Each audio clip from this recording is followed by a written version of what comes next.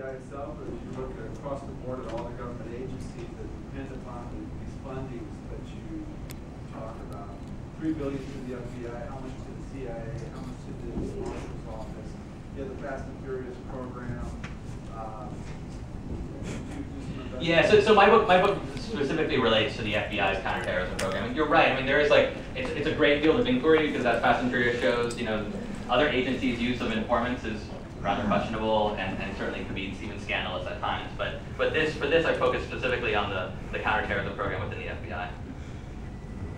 Is there a news source that you get daily updates or updates on this trial that's not the Oregonian?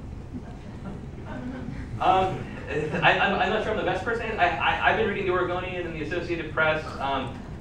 You know, there's Courthouse News and a few other outlets, but I don't. You know, I think that's the only ones I can. That's the only ones I've been reading on this. I don't. If there's someone else who's covering it and covering it well, I'd certainly love to hear about that as well.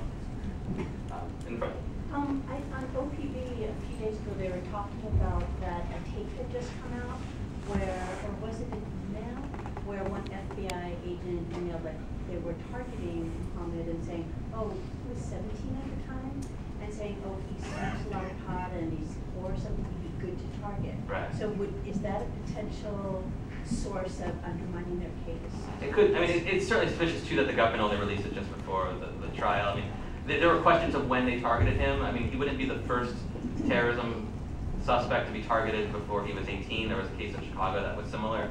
But I think what you're seeing there is, you know, what the FBI says is we want to prevent someone who wants to commit an act of terrorism from actually committing an act of terrorism. But what that email suggested was really kind of a results-oriented idea, right? Like, we want to get results, we want to build a case, this guy seems suggestible, seems like a good target, right? And I think that really undermines the government's point, which they've tried to make in this case, which is that, well, if he didn't push the button, they would have just driven him home, right? Well, these guys wanted to build a case, right? They had all this money, all this time invested. The idea that they would have been like, oh, it turned out he's not a bad guy after all, we're just gonna drive him home, is really hard to believe. You know, they wanted to build this case.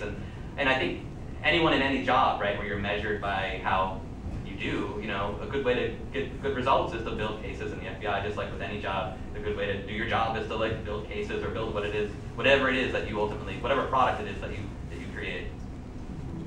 I had a question.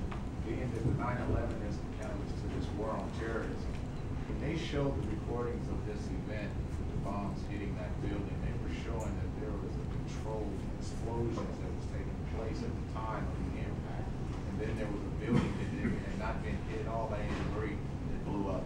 Why is it now with this knowledge and this information that it hasn't been really researched and you have to look at to see if this was actually a terrorist attack to justify all these new administrations and their development on the war of terrorism? I understand. I know a lot of people feel that way. Yeah, I'm sorry. So this gentleman, I'm sorry, I didn't do that. This gentleman asked, you know, he pointed out some of the ideas that perhaps 9/11 was an inside job, that this wasn't a terrorist attack, but something that the government was involved in.